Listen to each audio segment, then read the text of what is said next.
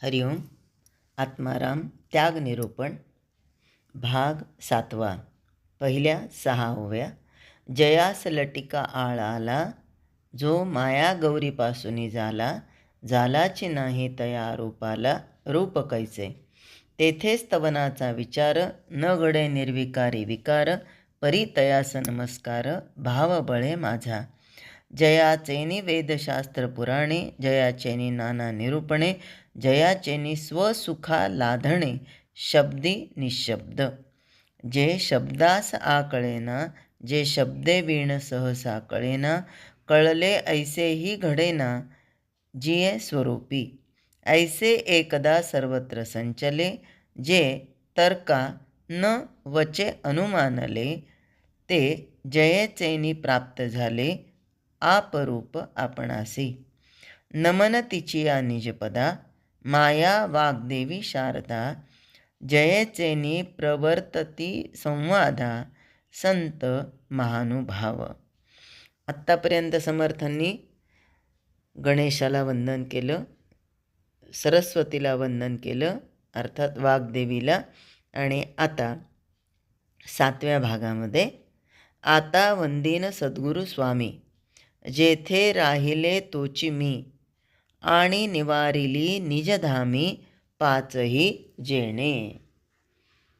आता कोणाला वंदन करतात तर सद्गुरूंना नमस्कार करतात आणि म्हणतात की आमचे सद्गुरू जिथे राहतात ते मोठं गमतीचंच आहे बरं का. पाहिलं तर एका बाजूनं अहंकार म्हणा आणि एका बाजूनं विनयाची परिसीमा म्हणा. रामदास स्वामी म्हणतात की सद्गुरू जिथे राहतात ती जागा म्हणजे मीच आहे.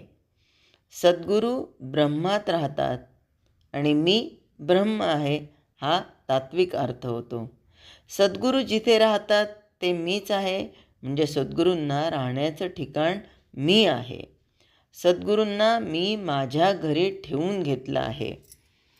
जसं असं आपल्याला जर व्यवहारातलं उदाहरण घ्यायला झालं तर, सासू माझ्या घरी राहते असं नाही, मी सासूच्या घरी राहते, हा जसा अर्थ होतो तसा सद्गुरू म्हणजेच मी आणि मी म्हणजेच सद्गुरू. हे कशा अर्थाने तर सद्गुरूंना मी माझ्या घरी ठेवून घेतलं आहे.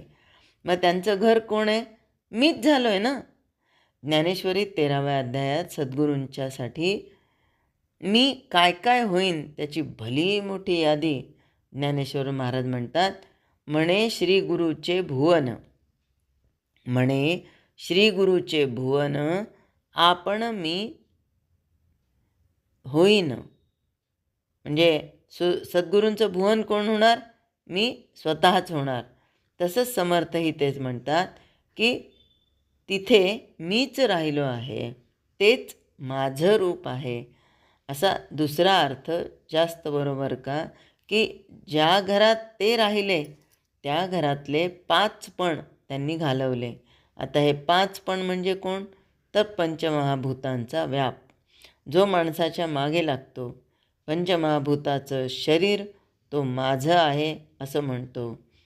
दासबोधामध्ये समर्थांनी सांगितलेलं आहे, मक्षिका म्हणती घर माझे, ढेकुण म्हणते घर माझे. त्याप्रमाणे हे पंचमहाभूतांचा व्याप जो माणसाच्या मागे लागतो, पंचमहाभूतांचं शरीर तो माझं आहे असं म्हणतो. ज्या पंचमहाभूतात्मक शरीराला तो मी म्हणतो, त्या शरीरातील 5 पण घालवल्यामुळे मी पण स्वाभाविकच गेलं.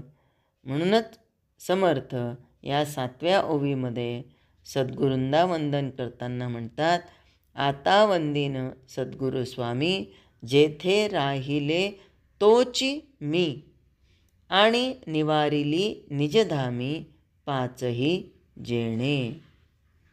हरिओम. जय जय रघुवीर समर्थ.